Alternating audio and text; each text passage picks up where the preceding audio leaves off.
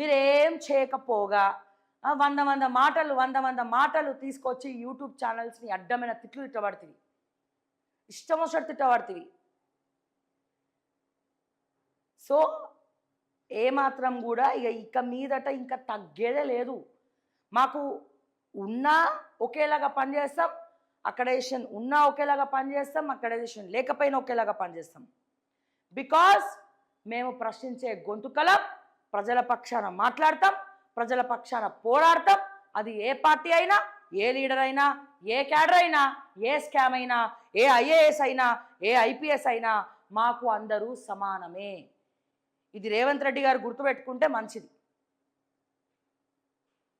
ప్రభుత్వానికి social media, digital media యొక్క power ఏంటి, వాల్యూ ఏంటి అనేది తెలుసు. రేవంత్ రెడ్డి లాంటి వాళ్ళు నేను పట్టుకున్నటువంటి కుందేలుకు 8 కాళ్ళు అనుకునేటువంటి వాళ్ళు. సో వాళ్ళకి దీని పవర్ ఏంటో అర్థం కాదు. ఒకళ్ళని చంపుతావు, ఇద్దరిని చంపుతావు, ఇంకో 3 4 దొక్కుతావు, 10 మందిని దొక్కితే 100 మంది పైకి లేస్తారు. ఇది గుర్తుపెట్టుకోవాల్సినటువంటి అంశం. ఇకనైనా సోషల్ మీడియాని దూషించడం ఆపేసి వ్యక్తిని వ్యక్తిగతంగా గౌరవం ఇవ్వడం నేర్చుకోండి.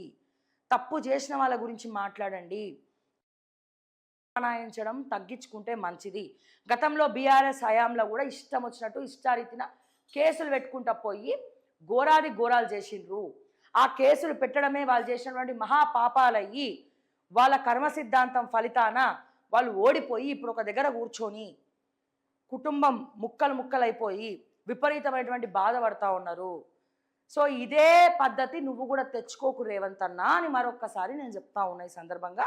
సో మరొక్కసారి నరేంద్ర మోడీ గారికి నేను థ్యాంక్స్ తెలియజేస్తూ ఉన్నాను, శుభాకాంక్షలు తెలియజేస్తూ ఉన్నాను. సో డిజిటల్ మీడియా అండ్ అలాగే తెలంగాణ డిజిటల్ మీడియా అసోసియేషన్ తరపున నేను మరొక్కసారి నరేంద్ర మోడీ గారికి కూడా ధన్యవాదాలు తెలియజేస్తా ఉన్నాను. అండ్